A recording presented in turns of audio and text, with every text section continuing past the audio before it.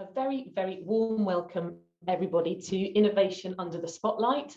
This is an event about 5G and healthcare, so I hope you're all in the right session. If you're not, this is a great time to leave.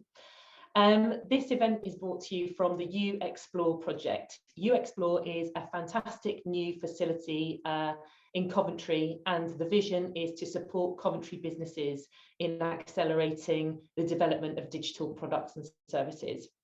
So we're going to hear more about Uxplore later, but I think it's a pretty cool facility, and I hope you'll find great use there. So my name is Holly Marshall. I'll be your host for today. I'm a technology consultant. I work mainly in the area of smart cities, but I have a special interest in 5G. I've worked in a number of the 5G test beds, which were part of the test beds and trials program from the DCMS. I worked for an operator for 10 years. I freelanced for various parts of the UK government, and I'm an Innovate UK assessor. I work for universities and private organisations as well, just in terms of strategy consulting or project management, stuff like that. We've got a really exciting agenda for you today. So first of all, a little bit of housekeeping. This session is being recorded, and the presentations should be available to you after the session has finished. We're running from now until 3 o'clock, so that's a good amount of time to get through what I hope is a really exciting agenda. So first of all, I'm going to talk to you a little bit about the basics of 5G and to try and demystify that technology a little bit. And then we've got two fantastic presentations from two fantastic CEOs. We have Annette McDougall from Everywhere Limited, and she's going to talk to us about how her organisation is using technology to support the healthcare sector with some critical services. And Gabriella Matuszkova is here from a social enterprise called Hope for the Community, and they too are doing some really exciting things with technology and the healthcare sector. There'll then be the opportunity for you to ask questions, and we'd like you to use the chat function, if possible, to pose any questions to any of the speakers. We'll take most questions on most things. And I've got the wrong glasses on. And Dean Stevenson will be helping us facilitate those questions to the speakers. Then we're going to talk about the competition, which is, I hope, why we're all here. So this is to understand what the challenge is all about and how you might go about getting access to some of the grants that are available. So we're going to have Adita come on and talk about Uxplore, and then I'll talk about the actual challenge, and then there'll be another opportunity for you to ask questions, and I expect they will be predominantly logistics questions about how you can access funding and the types of things like deadlines. Anyway, now I've done a welcome and introduction, we might as well kick off with the first session. So perhaps you could move to the second slide in this presentation. So this is all about 5G and healthcare, and I'm going to cover off 4 different subjects. What the fuss is all about, how does it do what it does, the healthcare market and the growth in that sector, and a couple of interesting use cases that I've come across. Next slide, please. So 5G is 10 to 100 times faster than 4G, and that's a massive benefit. And as such, those promises, they're classed as a transformative technology. And historically, transformative technologies have really been major catalysts in terms of societal and economic change. When we talk about transformational technologies, we think about the printing press, the steam engine, and electricity. So it's a pretty big deal. Now, 5G is described and discussed in loads of different ways, but in my mind, most of it can be boiled down to 3 sort of buckets of information, if you like. More data, more devices, and instant responses. So more data, also described as bandwidth. It just means instead of tipping the ocean into a casing the size of Bic Biro, it's a really fat, big gully type pipe that you're allowed to move data down. Secondly, devices, sometimes discussed about in terms of IoT. You'll be able to collect billions of devices. So it's about capacity effectively and being able to handle lots of little connections. And then instant response, sometimes referred to low latency. It means it's really, really fast. It's really, really instant. It's very rapid. So a couple examples of how to bring those things to life. When I think about more data, I think about sitting on a train and trying to download an HD movie. If you imagine all that water being poured down a very skinny pipe, it just can't carry much of that water. So these are, in terms of digital infrastructure, they're much higher capacity. It can just take much more data. So that HD movie will be downloaded in seconds. Then I think about more devices. I think about myself on the way to a meeting, wearing a shirt where the collar or cuff indicates that I should turn left by a small vibration. My shoes are monitoring my blood pressure and other vital signs.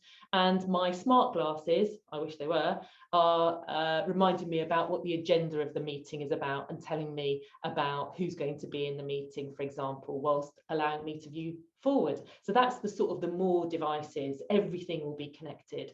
And then in terms of low latency or instant response, I think about a platoon of lorries all joined together through technology, navigating through a city centre together, and then a swan walks out onto a major road in that city centre about a mile ahead, and instantly that platoon of lorries gets that information, and some smart city software allows that to be rerouted to a destination, avoiding the swan in a really instant, almost real-time type of way. Next slide, please. So how does it do it? Well, it's just a collection of access technologies, but there's been some real sort of fundamental breakthroughs in terms of how that technology is deployed, which allows those huge speeds to be reached. So first of all, we're using different types of frequencies, some quite low, some quite middle, and some quite high, and they all allow us to do different things. The middle bands and the high bands are the really interesting ones. So the sort of the 3.4s to 3.98 gigahertz, right up to the sort of the 26s, 48s and the 60s, which are much higher than we would be used to.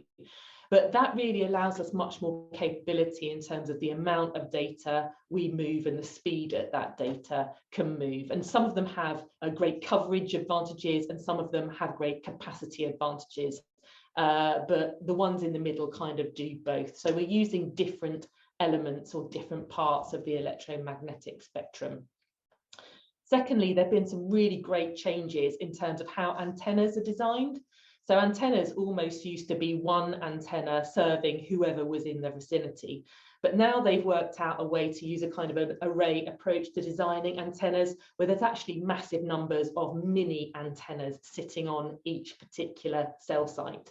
And that almost in some circumstances allows a used device like a mobile or a sensor to have its very own antenna. And that means it can be served much more effectively. And those antennas, coupled with something called beamforming, which is a mechanism engineers have discovered to really target the beam very, very precisely to filter out interference and really improve service levels, mean again that precision and that speed and that quality of service really is massively improved using that beamforming technique.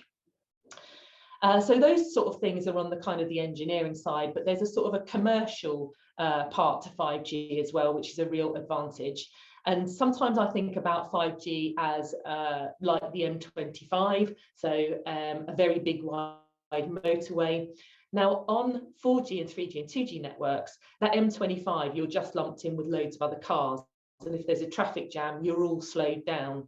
But in 5G, it's very easy to reserve one of those lanes for a particular group of users, like you might have a bus lane or a taxi lane. And that's never really been previously possible with other historical versions of the G, the 4G, the 3Gs. So what it really means is if I'm something like an ambulance service or I'm a delivery service and high availability and capacity is really, really important to me. I want instant responses. I want my own motorway. Effectively, the network operators can slice a piece of that network specifically used for each of those for a group of customers, and service levels can be agreed and contractually adhered to in advance. And then there's something called small cells. And these will be used in urban centres to support some of those higher frequencies that will be used to transfer data very, very quickly. Some of those higher frequencies we talked about at the beginning, the 26s, the 48s and the 60s, they're like a very fat pipe, but a very short fat pipe. So they take a lot of data, they do it very quickly, but they don't go very far. So to hand off between those pipes, we're going to use something called small cells, and they are little cells about the size of a shoebox that will be attached to things like lampposts and other street furniture to make sure that those short fat pipes and the data can navigate around corners and through buildings, which those high frequencies just aren't really very good at. So those sort of things work in tandem really to allow this high capacity, high speed data network approach in urban centres. Next slide, please. That's how it does it. So 5G in healthcare, I mean, bravo everybody who is here, because this is a massive growth market expected to achieve 3.6 billion by 2026, compound annual growth rates of 76.3. I mean, that varies a little bit between analysts, but everybody agrees this is a really exciting industry to be part of. And those drivers, of course, include the pandemic, so physiotherapists working with athletes over high definition video. Everybody I know seems to be monitoring the quality of their sleep, the number of steps they do, and their heart rates through their smartwatches, and that will just increase as technology becomes more sophisticated. And the cost of sensors has also decreased massively over the last kind of 5 to 10 years, which has meant they're more affordable. So it's a huge growth market being driven by lots of different things, but definitely the adoption of wearables, the pandemic, and by lowering costs. Next slide, please. So here's a couple of use cases just to inspire you. You might already know about a couple of these because they were really piloted in the West Midlands. So first of all, EE in conjunction with WM5G, which is like the sort of the West Midlands regional incubator for 5G, they demonstrated using a haptic glove, which is where you can send physical movements between two people over a network by using this special haptic technology, which is a kind of a piece of clothing or something that touches your skin with loads of sensors in it. And they had a pregnant woman who fell over. She hopped into the back of it. Well, she probably didn't hop, but she went into the back of the ambulance, and the paramedic was able to feel movements from the 7-year trained stenographer in a hospital, who was able to receive the high definition ultrasound images to check that there was nothing wrong with the pregnancy. So that avoided a trip to hospital, it avoided a hospital bed being used, it avoided the reception staff checking in that person and out, and it avoided wasting or just allowed that pregnant woman to go about her day really simply. So I think that's a great example of where 5G in healthcare could deliver huge value. So smart loos being really smart, very yucky, being delivered or being developed by Stanford University amongst other organisations. They analyse human waste to understand things like bowel cancer, UTIs, pregnancy, so that you don't have to do all those things in the way that you have to do them today. So I think that we will see that type of technology sort of fairly passive, and then just can automatically notify somebody of a change in their health status. And my favourite, capsule endoscopy. So those people with gastro problems often have to have a tube stuck somewhere, either down their mouth or somewhere else, which perhaps we never really want to really have any tube, which is normally 10 years old or over, stuck, perhaps been stuck into many millions of people before it's been stuck into you. It's pretty gross. I'd much rather swallow a tiny camera, which will take thousands of pictures as it travels through my network of tubes. It disappears at the end. Those photos are uploaded to the cloud. They're analysed by artificial intelligence to identify any suspicious activity, and then a clinician is automatically alerted if any further investigation need to be done. I think in that example, they even used VR to help train the customer in terms of how to take that capsule and what they should expect during that process. And VR is such immersive experience that the information just tends to land in a much more effective way. So 3 really exciting healthcare use cases there. But just in summary, because I'm going to move on to introducing Annette and Gabriella in a sec, who've got even more real life examples of what they're actually doing in terms of healthcare. So what's all the fuss about? Basically, it boils down to three things. You can talk about security, but really they all fall into this area: more data, more devices, and rapid instant responses. How does it do what it does? Well, it uses different parts of the spectrum. They've designed antennas in different ways. They've created a way of really channeling signals very precisely so that you get better service and less interference. There's something called network slicing, where you can reserve your own section and you're not part of the Wild West public network. And we've got these small cells that go onto lampposts. Congratulations, everybody, because the healthcare market in 5G is probably growing at a rate not often seen. So compound annual growth rates of 76.3, expected to be 3.6 billion by 2026, and lots of drivers in that space. Not the powerful one in there really is the pandemic, I would say. And I touched on three really interesting use cases: remote ultrasound, smart loos, and capsule endoscopy. So remember to put your questions in the chat function. And now I would like to introduce Annette. She is the CEO of Everywhere, who are a company doing some really exciting things with digital technology and healthcare. And I will let her tell you all about it. Over to you, Annette.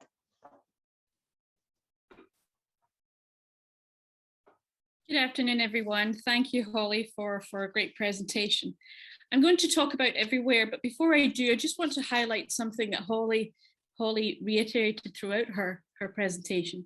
5G is about more data, more devices, and instant response. And I'm going to talk to you today a little bit about what we're doing at Everywhere in delivering some of those three key points that was highlighted in Holly's presentation. So if we could go to the next slide, please. So who are Everywhere? We are an IoT solutions provider, and we offer asset performance management software. So using our digital business platform, we work with our customers and our clients to take a view of their assets, their physical assets, and turn them into digital assets. So using bespoke customized sensors, we capture the data regarding the asset for which we require connectivity. And we integrate that data, we interrogate the data, we analyze the data, then we visualize that data to the key operatives within a client's organization. And more importantly, we are asset agnostic. So we have no preference for which asset it is that we would monitor or analyze, and assist our clients to know more things about that asset.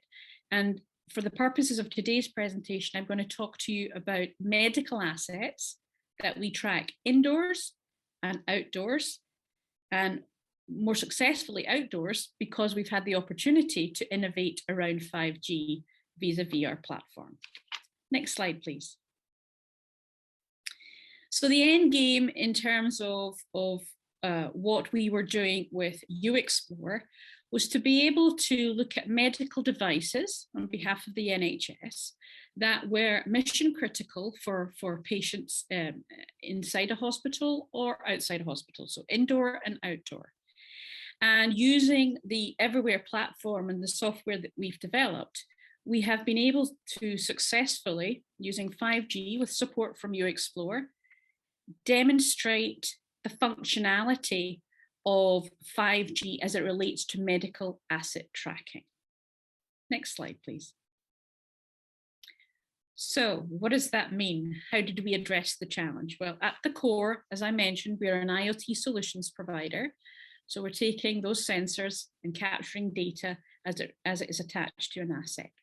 Quite often, there's some innovation or additional integration that we need to consider at the client side in terms of, in this case, for the NHS, how do we track medical devices that are very expensive out in the community or inside a hospital? So we have to innovate and integrate that data.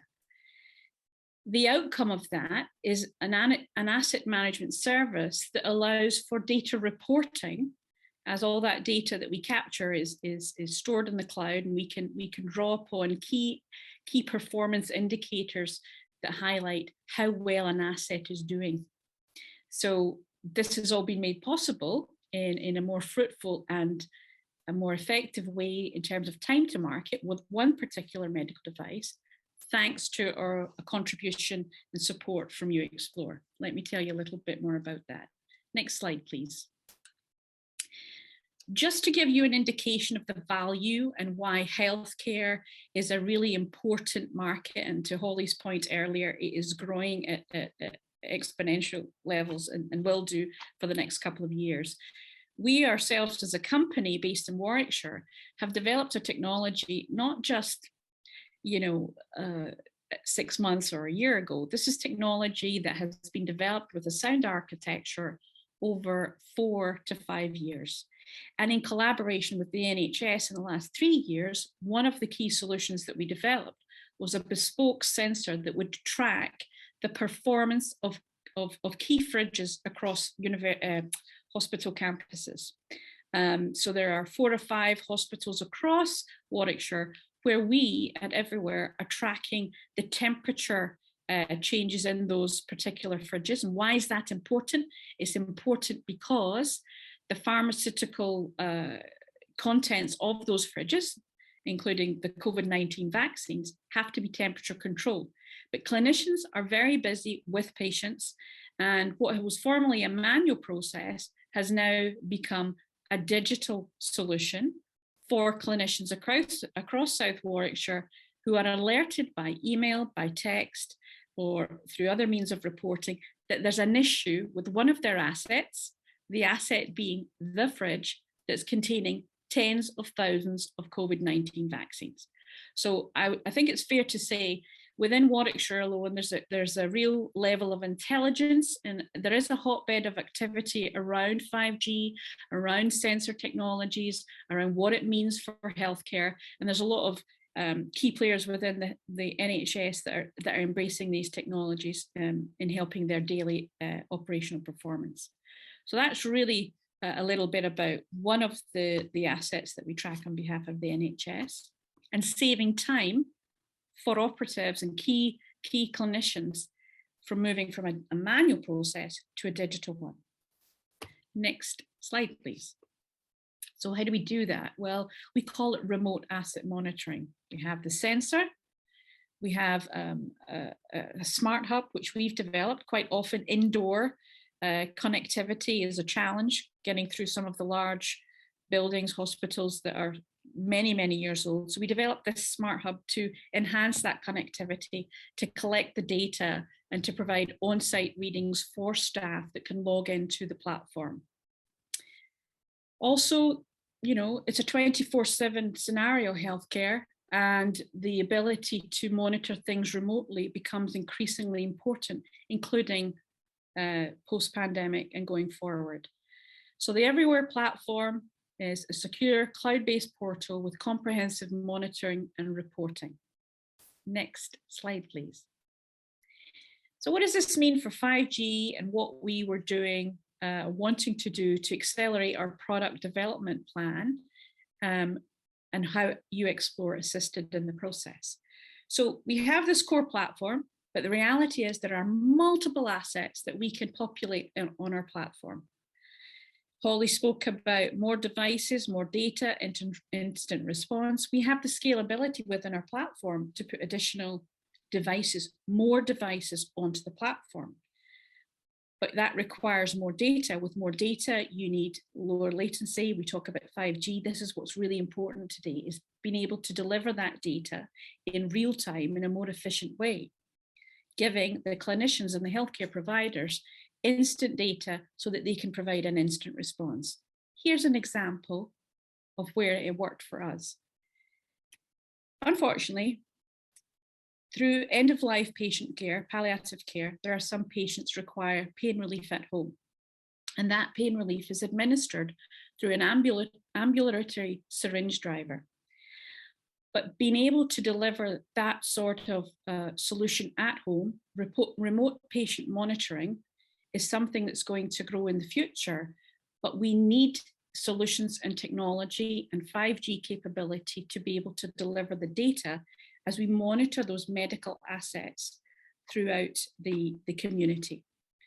So we set ourselves the task of having a sensor customized to attach to the ambulatory syringe drivers that would be able to monitor the location of where these syringe drivers are. I might add, there are tens of thousands of these across the UK and other countries of the world where they are very expensive, and therefore they need to be recorded in a digital way in order for the clinicians and healthcare providers to support the patients wherever the physical location is. Next slide, please. So through the Uxplore program, we worked in South Warwickshire with SWIFT, South Warwickshire NHS Foundation Trust, and we piloted key different locations where we could locate the particular device, and we were successful in doing that using 5G. Some of the things that came to light as a result of that initiative was that we could, as a company, monitor assets inside the hospital, indoors in a healthcare environment, and outdoors, because quite often some of these syringes are also used in hospitals, not just for patients at home. We can also, you'll see there's a green circle around the devices there. This is what we call the geolocation function that allows us to identify if the device moves out of a particular geographical location. Why is that important? It's important because for the asset owner, in this case, the NHS, they need to be able to log and identify where their assets are going to. And these particular devices are in high demand, as might well you imagine. There's an increased demand in a pandemic world because there are more people that might continue to be provided with healthcare solutions at home if beds are full in a hospital. So the geolocation function is quite important. And again, that was accelerated in terms of being realized using the 5G capability. So for the NHS, it's better asset utilization. And also the key thing here is how do you then integrate that data into the ERP systems of a healthcare provider? It allows the clinician to rapidly locate their patient. It allows them to assign quicker support to that patient between different localities, and also to look at the ambient conditions in the home of the patient, because quite often these particular medical devices are temperature sensitive, so they may not function if the ambient temperature is challenged. So that's another thing that we can monitor. And also we can identify if the product has fallen or the asset has fallen and is no longer functioning. So there you go. Next slide, please. Fantastic. Thank you. Next slide. Business benefits are, I've explained, multiple devices, multiple locations, 24/7 tracking, reliability in terms of processing power, the biomedical engineering teams that support all of these devices on a daily basis. They are the most valuable people behind the scenes that we don't see or shout about. We're saving copious amounts of hours in terms of patient care that clinicians are freed up in terms of time to support. And we're making sure that the pain relief for those patients via the medical device is being digitally recorded, and that historical data is stored in the cloud, and the data, I might stress, is owned by the NHS, nothing to do with us. We're pushing that data back out into the organisation. It's not a two-way thing. Okay, next. We're falling a bit behind in terms of time in it. Okay, I think really the message here is, with Uxplore, we were in a position to advance our technology, one of our product solutions, via 5G. I think that's the final slide. It sounds just like such a useful solution.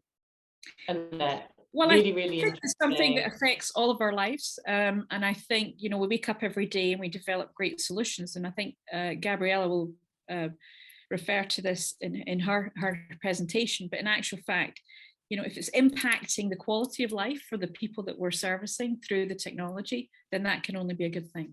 Thank you for your time, everyone. Absolutely right. Thank you so much, Annette. Super, super interesting.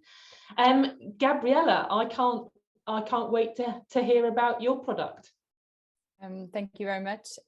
So I'm Gabriella Matuszkova. I'm the CEO of Hope for the Community.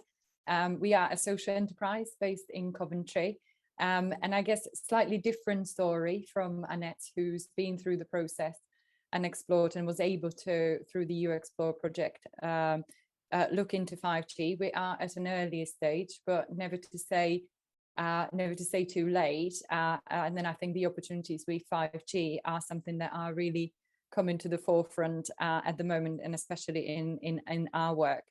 So we were founded in 2015, so quite some time ago, but it has been 2 years ago that I can, and probably only today I can say that we've sort of pivoted to a completely digital business as a result of the pandemic.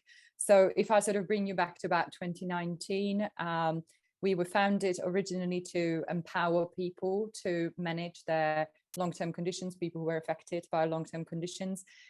We're a community-led organization, so it's outside the statutory services. And at 2019, about 99% of our programs were delivered across the country face-to-face. Now, bring that forward, probably in 2020, from March onwards, we became 100% digital. And in this year and last year, we're sort of leveling on that sort of 90% digital, 10% face-to-face, sort of a hybrid model. So if we can jump to the next slide, that would be great. Thank you. Yes. So what we do is we support people affected by long-term conditions. So we provide self-management programs that were originated from research at Coventry University. We support people affected by cancer, dementia, multiple sclerosis, and other conditions. And, you know, there's 26 million people just in the UK who are affected by a long-term condition, a condition that often has no cure. And of course, as we know, many long-term conditions don't affect just the people who have got the condition, but also the rest of their family. So we also work to support carers. There's currently 7 million carers, unpaid carers in the UK, and that number is growing about 1 in 10. And because of the result of the reduction of services during the pandemic, many people have become unpaid carers. And of course, as we know the saying, if you're on a plane, you put your mask on first before you help others. That's exactly in the role of the carer. It's also make sure they prioritize their well-being, and that's one of the focuses we have working with them. If we can jump to the next slide, if we can, thank you very much. And of course, during the pandemic, the general, all of our mental health, all of our resilience has been affected some ways, working at home, changing working practices, homeschooling.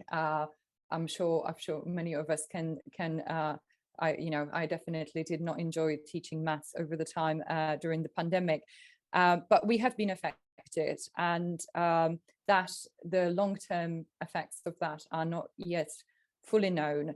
And especially we're seeing it with our program supporting people with long COVID at the moment, which there are 1.3 million of, and really seeing the need and the effect that that has on businesses, on obviously families and lives individually, but also on the general public overall. So if we can jump to the next one. So we used to deliver our self-management programs that are either 6 to 8 weeks, which is a course that increases the knowledge, skills and confidence of people to manage their condition, mainly face-to-face. But we knew that the face-to-face was a barrier for some of the groups we were working with, like our highlighted carers weren't necessarily able to come to a 2-hour session every week. They already told us they struggled with coming. So we started developing digital before the pandemic, but didn't use it as frequently. The pandemic has created a complete shift.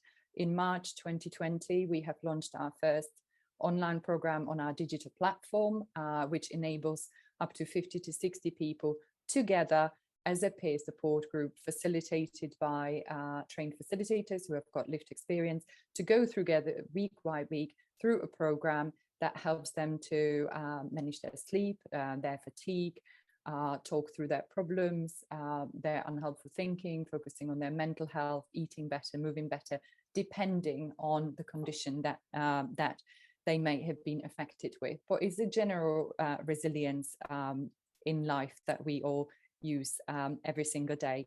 It's built on, the program's built on 25 years of research into self-management. And I guess the very important thing is that everything we've done, not just the program, but the platform, has been co-created with users that we support. Now, we offer flexible delivery, and I think we are seeing now, and as a business, we really have to be responsive to the people we work with and we support. There was a lot of conversations around, is, you know, digital worse, which one is better?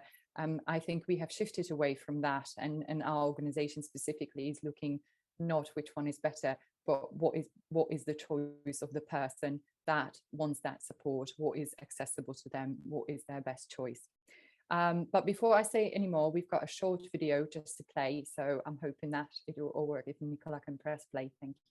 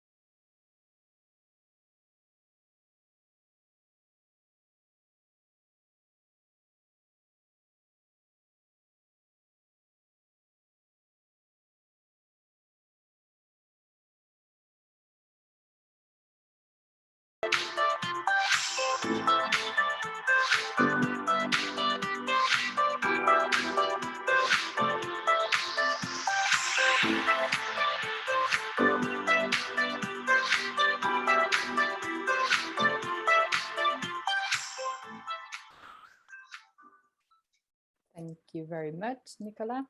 As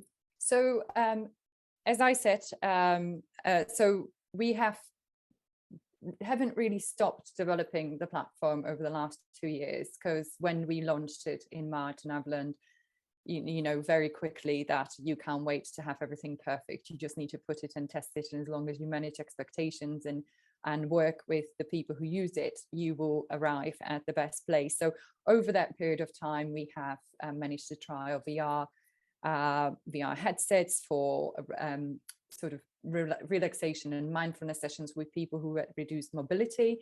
We have built interactive elements into a gamification. We have used links to other apps and connections. And the latest, actually this year, we have sort of launched an app version of that is currently being finally tested. But if we jump to the next one, please.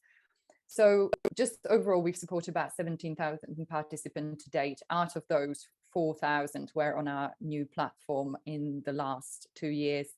For example, yesterday we started courses for 240 firefighters. It really, the mental health and well-being does affect us in many instances. We are very much looking into the improvement in outcomes, and these are the 12 co-designed courses that we have done to date, and some that are being launched in this year. We work in partnership. We don't do this alone. If we can jump to the next slide, please. We work with the NHS. We work with Macmillan Cancer Support nationwide, Carers Trust, Firefighters Charity. We have over 30 partners that we deliver our program with, and it works on a premise of licensing the program to them, training up it's the trainer model facilitators. But it has really come to a complete transformation of our business, especially looking now at elements such as elective care, the waiting lists that are affecting us, how we can support with our program, which offers quite a unique hybrid sort of real life plus also sort of asynchronous access to people in the community. But why we do it, I mean, there's the quote there from the NHS, but on this next slide, you might see some of the quotes we have received from our participants. The first participant lives on her own. It was her only possibility to connect with others who were in the same were in the same situation as her. And this was some of the fantastic quotes we have. We have in September last year launched our first long COVID course, and I guess in that instance was there. But before I wrap up, because we're coming to the next slide, it's about everything we do is about co-production, and I think that's something that is an element of 5G about prevention, personalization, participation that we could expand and work on so much better. And I know there was a question from somebody about how we plan it, and I will leave that to Q&A because I believe we're nearly out of time. But for me, the main thing is about the possibility of scalability and utilizing the data, but all in the elements of ensuring that what our participants want, which is a simple, safe, anonymous and free solution. Fantastic. Gabriella, I love your brand. I love what your organisation is trying to do. I had a look at your website this morning. I am the mum of a 10-year-old autistic boy. Support for parents isn't as full as you might think or hope it is, and I'll be signing up for one of your courses. I think I love what you're trying to do. Yeah, I love the brand, and yeah, technology is going to be your friend in this in terms of scale. Thank you so much. Right, I'm handing over to Dean Stevenson, who is, I like to think of him as Quizmaster, but definitely question master. I think we've had already a couple of questions come through. Is that right, Dean? Yeah, absolutely. And what I'm going to do is just at this part is actually sort of go back to the beginning. I've got a question for each of you, which have either been sent through the forum or sent through to myself directly. So the first one is for Holly, and it's a two-part question. Is there good 5G coverage in Coventry and Warwickshire?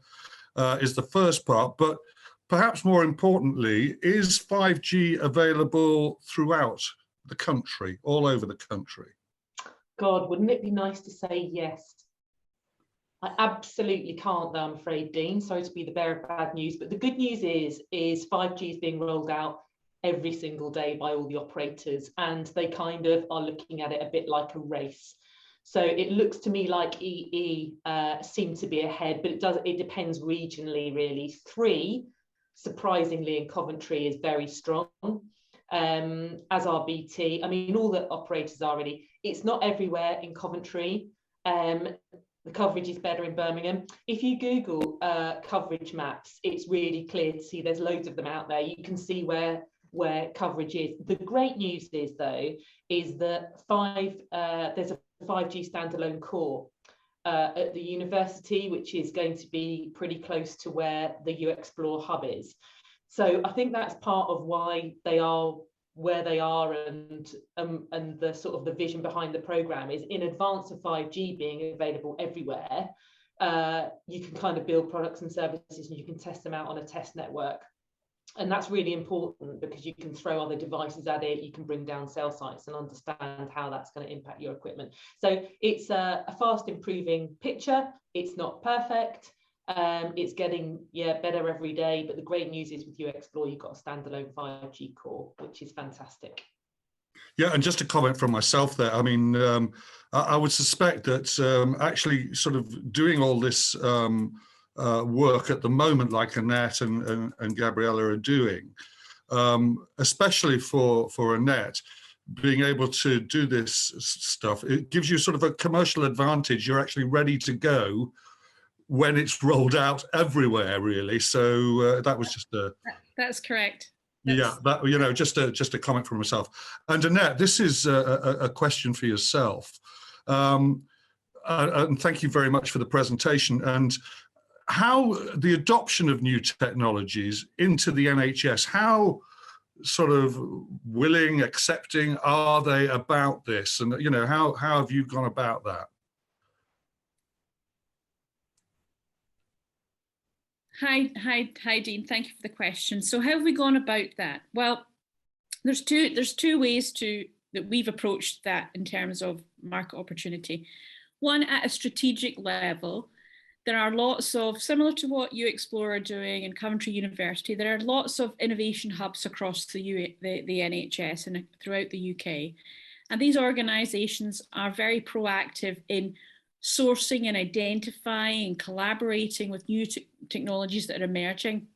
So at a strategic level, I would say that has been our port of call initially, but at a very tactical level, at a grassroots level, we're working with the biomedical engineers that are having to deliver these assets, you know, 24/7, 365 days a year. And when I used the example of the sensors for the fridge monitoring that we're doing across South Warwickshire, that has been evolved working very closely in a day-to-day, and not tactical, strategic thinking through tactical execution, working with the NHS. Most recently, before Christmas, we were happy to celebrate 14 new customers across Warwickshire, with the GP practices now coming and asking us, we're doing COVID-19 vaccine clinics. We need to be able to monitor the vaccine storage 24/7. And as small business enterprises, how can we take these digital solutions into our daily practice? And it was leveraging what we'd done at the NHS at Swift. We were able to share that model. So direct focus at a strategic and a tactical level at the same time. But I've found that there is a great enthusiasm for the adoption of new technologies into the NHS, because the most important thing for the NHS is optimizing patient care. So any technology solutions that can free up their administrative time and administrative burdens and having more time with patients is really what they all want to do. So I find that exciting and comforting at the same time. Thank you. Question. Can I just, there was a question raised to Holly about connectivity and 5G across Coventry. We, having deployed the pilot program for the ambulatory syringe drivers, never had a problem with 5G connectivity throughout the whole effort. So it's working for us. Well, find the right provider. Fantastic. Okay. Thanks, Annette. And again, just another comment, you know, listening to how, you know, sort of they're trying to get locums to go out and see patients as opposed to doctors going into surgeries. I suspect that sort of data that is going to be needed, you know, to give the most effective healthcare. You know, 5G is going to be critical in things like that. Yeah, remote patient monitoring and the ability to go out into the community and deliver the same services will require more devices for support, but also the capability from a technology perspective to take the patient data and integrate that into the inherent management system. So it's an exciting time, and different countries around the world are advancing considerably in that effort of remote patient monitoring. But you're going to need 5G technologies to do that in a meaningful way. Fantastic. Okay. Thank you. And I'll just ask a last question, if I may, at this stage, so we can go on to Adita. This is for Gabby. You most probably saw the question from Jim with regard to hope for the community utilising 5G in the future.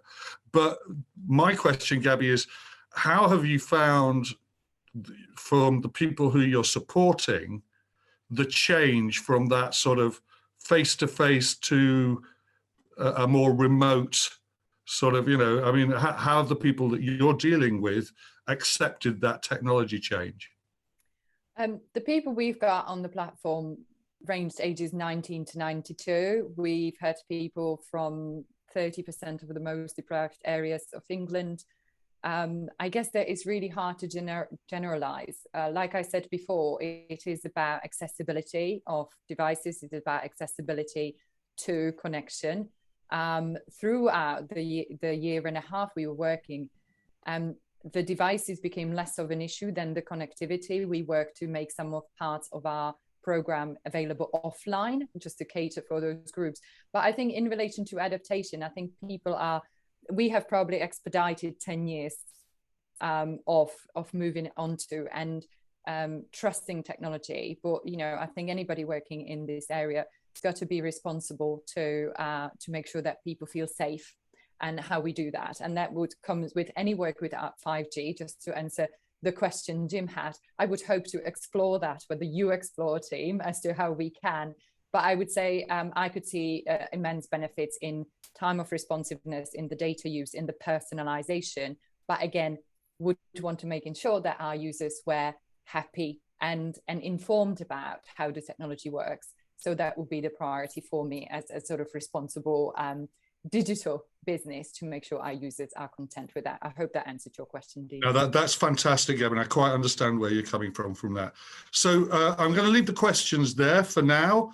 There'll most probably be some later, but Holly, if I could pass back to you for the next part of the Thank you very much, Dean. Great questions, and yeah, we might have time. If there's no questions about competitions, we might have more time for questions at the end. We're about 5 minutes behind at the moment. But Adita, tell us about Uxplore. Tell us what we can hope to achieve by working with Uxplore. Hi everyone, welcome. It's good to have you here. Hopefully next event we can do face-to-face and actually see everyone, not just the panelists. I'm part of a team, so I will tell you a little bit of how can we actually help you when it comes to digital connectivity. Right, so the project is here and it is funded by ERDF, and we work with a number of partners. You can see all the logos at the bottom of my slides actually. And we're here to help you harness all of these benefits that three panelists, Holly, Annette, and Gabriella were talking now, and see how actually these benefits can help grow your business. The project has an expiry date, unfortunately, and that's one thing I want to highlight. If you watch this presentation of mine and see something that interests you, please do not wait too long, because we have limited time. Project expires in June 2023, so get in touch as soon as possible with us. We're aiming to support over 200 SMEs, hopefully, who are trading in Coventry and Warwickshire area. Next slide, Nick, please. So key streams are 4 streams that we're offering, and at the moment we're offering workshops, grants, and mentoring. And coming soon, which are very excited and watch the space, we'll inform you about that soon as well. 5G demonstrator, digital hub, and technical mentoring. Lovely. So workshops. Workshops are 2 days workshops, 12 hours altogether. And what do they help you with? So it will help you gain fundamental knowledge of the technology itself. So you actually can understand how it works, what infrastructure it requires, and think of how it can be applied for your business in particular. We run these workshops on a monthly basis. I included 3 closest the workshops coming up now, and a link is also provided. We will be sharing the recording and slides with you after the event. So if you are interested, you will have to register your interest with us, and we'll walk you through the application process, and you can join us hopefully very soon. 5G grants is the next strand, and we can offer funding to businesses that already have an idea. And I believe we received a question about this, and I think Dean will be able to ask us that question later. But they are 50% match funded, and they do need to be for product or services development, saying that it could be a new product or service, or you could enhance an existing product or service utilizing 5G technologies and connectivity in general. We are here, and Dean especially is here to support us, to support you all with navigating through the paperwork. And they are available for most of the sectors, excluding retail and agriculture. New business mentoring. So this is for young businesses who are registered within the last 12 months. And this is particularly useful for startups who want a little bit of reassurance and guidance of how to go about things when it comes to digital connectivity.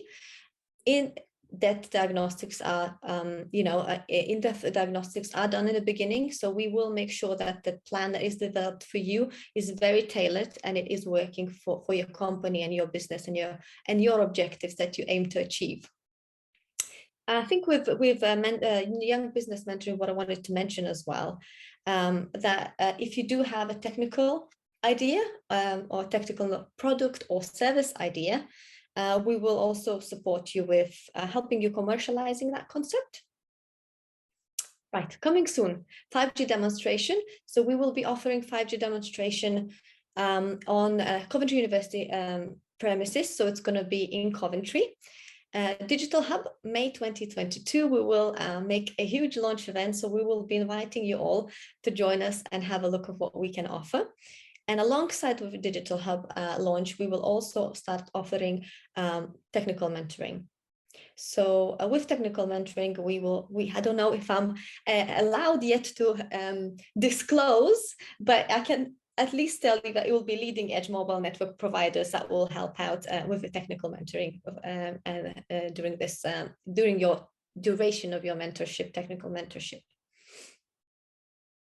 What Uxplore Hub can offer you, actually. So if you look at the plan, it's very small, I think, on the slides, but I can just tell you that it's a great space that you can utilize. We will offer standalone private, non-standalone private and public 5G network.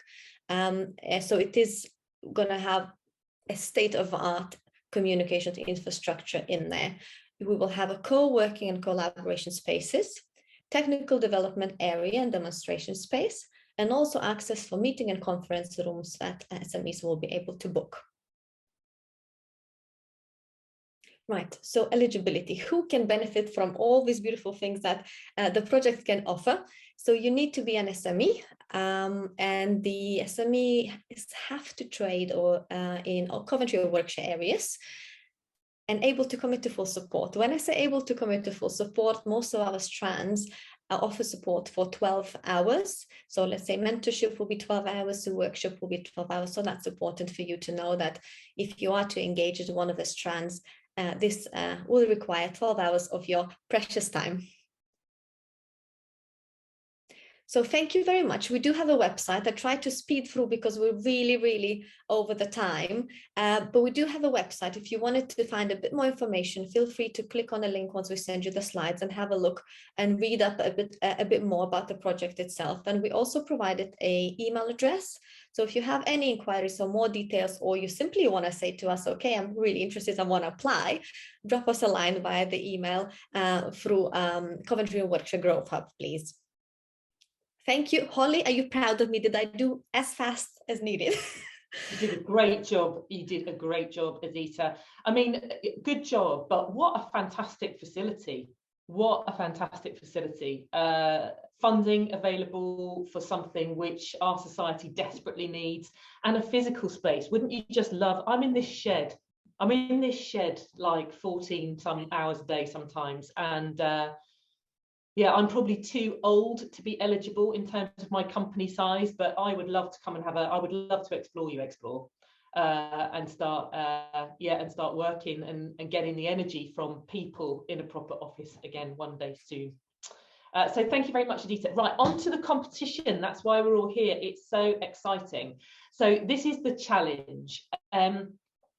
It's all about mental health. There is a mental health pandemic in this country. There are scary statistics about what young people are suffering with, and rises in body dysmorphia, rises in eating disorders, rises in just generalized anxiety, and there are not the clinicians, there's not the scale of clinicians or the funding available to support those mental health issues in our community, in our young people. So we're turning to technology because it's got a huge amount to offer in terms of mental health. I don't think we're looking for technology to replace anything that a clinician or a trained practitioner could do, but I think we're looking to extend some of those things that can be delivered through digital technology to deliver that scale, to sort out the CAMS waiting lists, to sort out those GPs that just don't know what to do with the sort of the tsunami of mental health patients, especially those young people who are the future of our planet, by the way, and how to support them more effectively. So that's the challenge. We want you to get your heads together, to think really creatively, to understand how 5G can be used to support young people with mental health issues. And actually, I think there's some really complicated solutions out there, but I also think there's some really fast to market, simple solutions out there. I mean, part of the issue with listening to mindfulness is it's just not relatable for a lot of young people. It needs to be immersive. Perhaps it can be gamified. There are all sorts of things that sort of VR especially offers in terms of supporting people with mental health issues.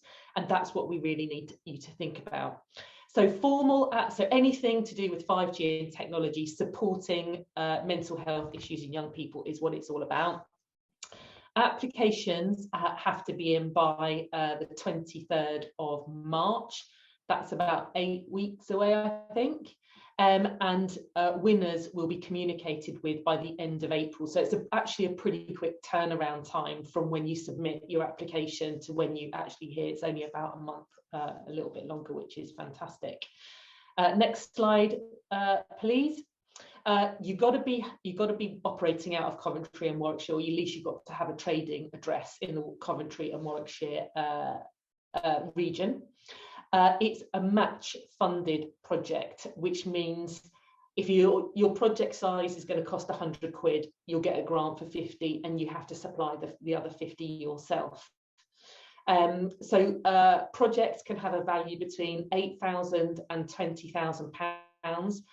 Which is reasonably significant because we're only after a pilot here. You know, we're not asking for sort of an MVP to take to market, for example. We're just after a pilot, really. And that grant covers costs from external suppliers only. So the team at Uxplore will be able to answer any questions you've got. There's an email address at the bottom of the screen there. But in kind of summary, let's get creative. Let's solve one of the UK's and global massive problems at the moment, which is young people really struggling with anorexia, with loads of mental health problems, and yet let's use digital technology to do it. I think there's something really less invasive about digital technology as well. Instead of a young person having to have a conversation with their mum to go and book an appointment at a GP, perhaps there's some kind of light touch support that she can get to get her in a position where she's got the confidence to do that. So I think this is super exciting. Personally, I'm very motivated by it, and I think we could really do some good, and that would be amazing. So I think we're ready to move on to any questions. So back to Dean. Wow, thank you very much. And thank you both, Holly and Dita there. We've had a couple of questions come in. Firstly from Samsi again. Can SMEs put their time and their product into the project as their contribution instead of cash? We were expecting this question, I think, and the answer is it has to be cash with regard to the 50% intervention rate on that. So yeah, it is match funded through the Uxplore project. Claire has asked, Holly said her business was too old to use the digital hub. Can only young businesses use it? My answer to that, whether Dita would like to come in there, is absolutely not. we would encourage anybody to use the facility. It's there for businesses not only in the healthcare arena, but for those who've got a proof of concept idea, who are based in Coventry and Warwickshire. Jim has asked, what if my business is registered outside but trading in Coventry and Warwickshire? Do I qualify?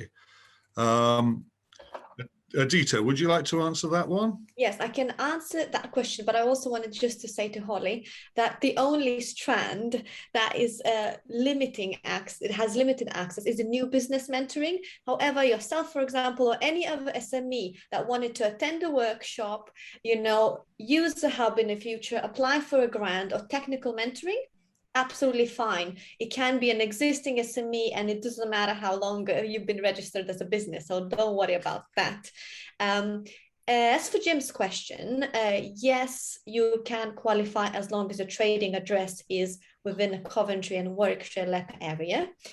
And for the Samsia's question, I'm not sure, Samsia, you need to clarify for us if Dean answered your question, because when I've read it, I understood it slightly differently. I thought that, let's say, if you were asking for 10,000, a grant, that 5,000 would be that coming from a company would be for the time that company staff putting into developing the concept.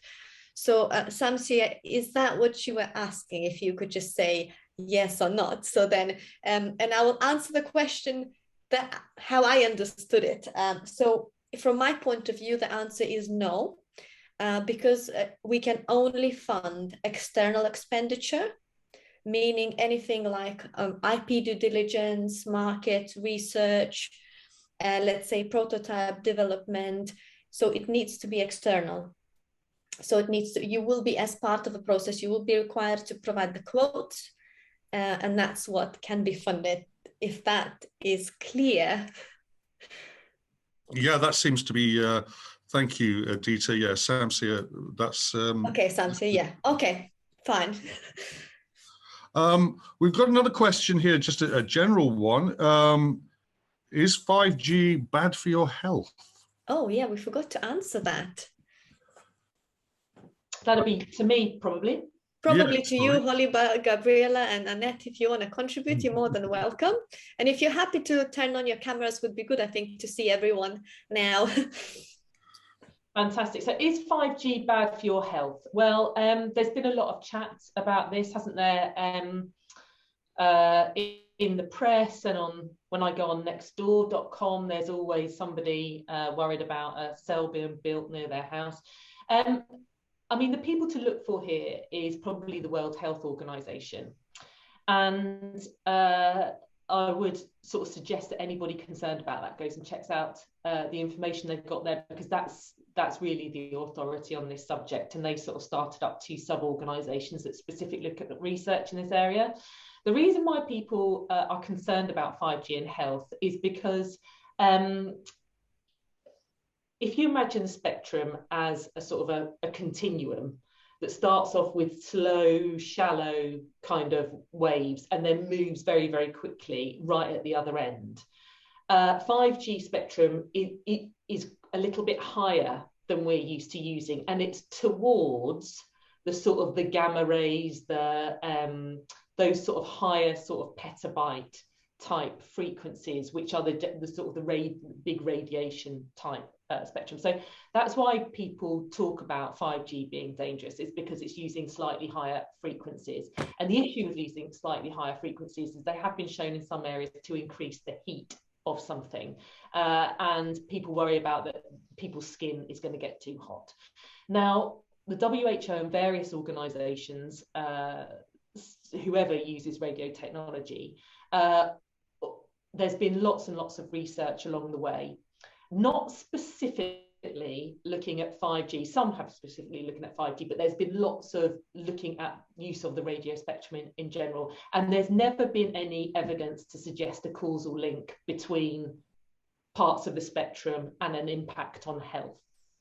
But the WHO also say they are continuing to look at this, because until we've got some scale data, we don't really know. But whenever I talk to anybody, the huge conclusion is we're fairly certain there is absolutely no health impact whatsoever. There is no evidence to suggest that there is. But with all things, I'm quite risk averse, I'm quite cautious. I'm going to keep an eye on the research. I don't expect there to be any danger coming out of it, but I'm going to keep my eye on it. And so I think the answer is, based on the information we have available to us, no, but we're continuing to look at it. Thank you, Holly. This is a question for Annette, if possible. You obviously are in healthcare, but in other areas as well. Have you got other product developments that you are doing at the moment that you see you utilizing 5G in their application? You're on mute, Annette.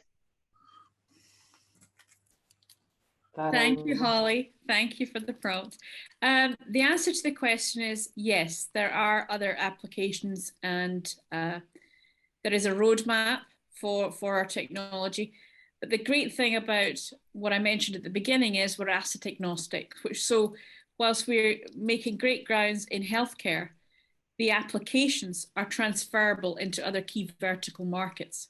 And that for us includes wildlife management, that includes industrial warehousing, industrial manufacturing plants, that it also includes the maritime industry.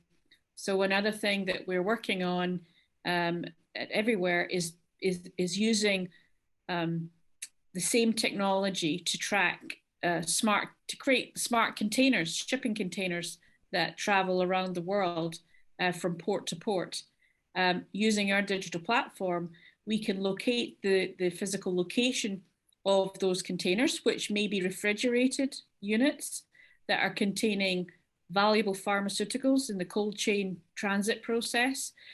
So we can apply the same technologies, and that's easily transferable. But it's easily transferable when we have, 5G functionality incorporated into the platform, because as Holly pointed out earlier, more data, more devices, instant response. So in a maritime context, if we have more data with multiple containers that we are tracking and locating, and we have more devices, i.e. sensors attached to those assets, we need, and our shipping line customers need, an instant response to where their physical shipment is and why. I mean, if you look at some of the backlog in places like China in terms of the large container ports, if you look at some of the challenges we talk about post-Brexit and bringing products from Europe through Northern Ireland, there's smart technologies available today off the shelf that we can apply to some of these global issues, even outside healthcare. So to answer your question, yes, we are, and we have a roadmap and product-specific solutions in key verticals. The priority for today's presentation was healthcare. No, absolutely, and thank you for that. But it's just interesting to see how your company is moving, and using 5G in other areas as well. Here's a question from Jim again. Are there any exclusions to the type of companies that can apply for the Uxplore programs? Adita, I think, sort of covered that in hers. Yes.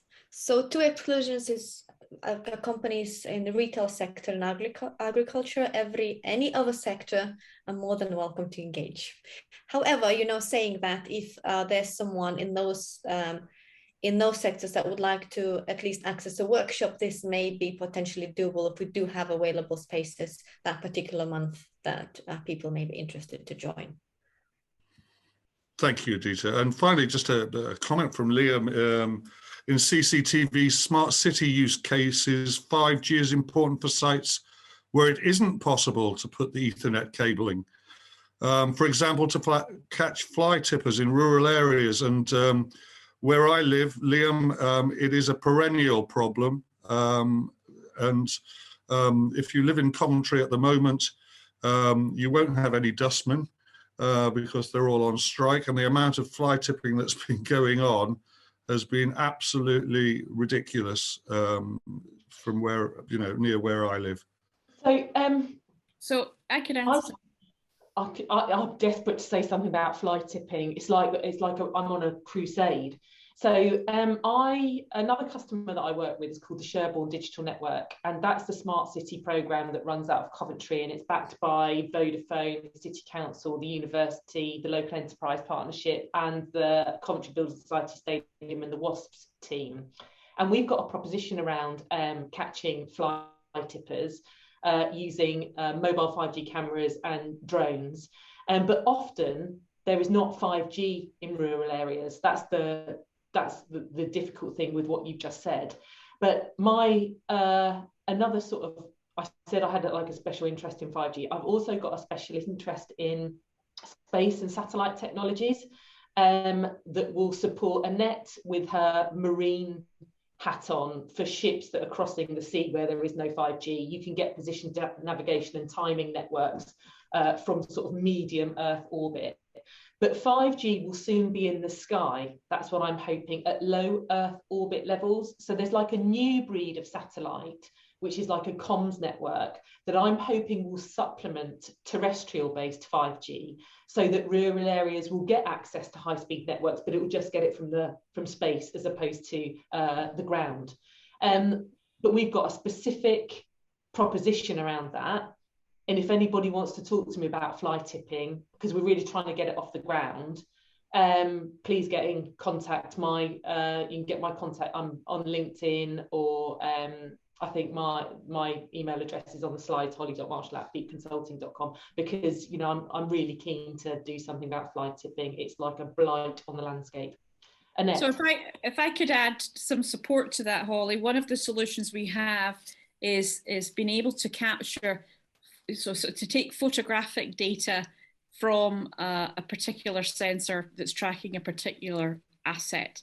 And we do that in the wildlife management scenario where there are land estate owners up and down the UK that need to track particular challenging wildlife, shall we say, that can have an impact on their land. So being able to take photographs or movement around certain behaviours in animals, and then taking that data and integrating it into our platform to provide reports. So I guess the point I'm saying is there is technology available to do what we've just illustrated here, and the request from Liam was, can we monitor fly tipping? At key locations, there are sensor technologies that can provide photographic proof if activity has taken place that is having a negative impact, both in a state owner or an asset in an asset way. So I would ask you guys to maybe take this offline and we can talk about it. But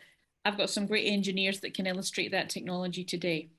So that's another thing that we can do. What we're doing even with the smart containers is we can go to a port, we can identify where the physical container is, and we can provide photographic real-time evidence of its physical location. So the operative who has to go to that container physically knows where it is. And with the geofencing capability, we can pinpoint it to the exact port location in the port, and providing a visual representation to assess, to alert the operative to go there. So that's, that's been developed over 2 years. Smart ports, another huge growth market, one for another day. So I'll definitely be getting in contact with Annette, because I do lots of work in that space. So I think we need to wrap up. It's been an interesting session from my perspective. I hope it's been an interesting session from everybody else's perspective. At the start, we talked about 5G and what all the fuss was about, which is 10 to 100 times faster than 4G and a transformative technology. We talked about some of the things that enabled 5G. So we talked about the smart antennas in different parts of the spectrum. We talked about those little cells that will go on smart lampposts to support the short, fat pipes. And we talked about network slicing. We also then heard from Annette and the way that she's using her IoT platform to support the NHS and other organisations in really tracking and understanding how assets are behaving in real life, so monitoring the temperature of different types of vaccines, for example, and understanding how to track really complex high value equipment that needs to support people to stay in their homes for longer, which is where most people prefer to be, especially at end of life, which is so sad, but what a vital service that organisation is kind of providing. It's fantastic. And then we heard from Gabriella and Hope for the Community. So what a feel-good proposition that is. So really supporting people with long-term chronic conditions, providing support to carers with and parents of children who are really struggling with things that which aren't going to be solved, basically. I also saw on her website that they're supporting cancer patients with acceptance type programs and gratitude and hope type programs, which is a really sort of reliable clinical improvement intervention. And I love what they're doing there, and I think it's really interesting, and I think it's got massive potential for scale. And then we heard from Edita about the Uxplore programme, about the mentoring that's available for new businesses, which is the only bit that I can't get involved in, which is very exciting. And we heard about the facility which will be opening later on this year, which is going to be a really high energy dynamic place where you can go and network, you can use technology, you can understand from an operator how that technology works, which I think with something like 5G is absolutely vital, so that you develop products and services that actually really work for the people that want to use them. And of course, the grants that are available for Uxplore just for Coventry businesses, what an opportunity. And then we heard about the challenge, which what another opportunity to do something amazing. So by using creativity, hopefully we can support the millions of young people in this country who are really struggling with mental health problems. I mean, it was already a problem before the pandemic, but since the pandemic, it's kind of a bit scary. As the mum of a 10-year-old boy, it's a little bit scary if you look at some of the stats around CAMHS waiting lists and NHS waiting lists. To get young people that support, and digital technology, especially VR, mixed reality, can really, really support young people in their journey. There's a fantastic case study about a girl that couldn't go into a tube station and how VR allowed her to rehearse that and to really understand how she could conquer her fear and phobia of tube stations. And yeah, that's a great example. But I know that you've got better ideas than I certainly have, and I really hope that we've inspired you today to go away and have a think about how a product or service which you develop in Coventry, supported by grant funding from Uxplore, could perhaps change a young person's life. So it's a pretty big deal. Anyway, I think that's it from me today. I hope you've enjoyed the session. If there's any feedback, I'm sure we'd love to hear about it. And best of luck, enjoy the rest of your day, and we're finishing 2 minutes ahead of time, so you can be able to get a cup of coffee before your next meeting. Thank you, everybody. Bye-bye. Thank you. Bye-bye. Thanks to all our speakers. Bye-bye. Bye.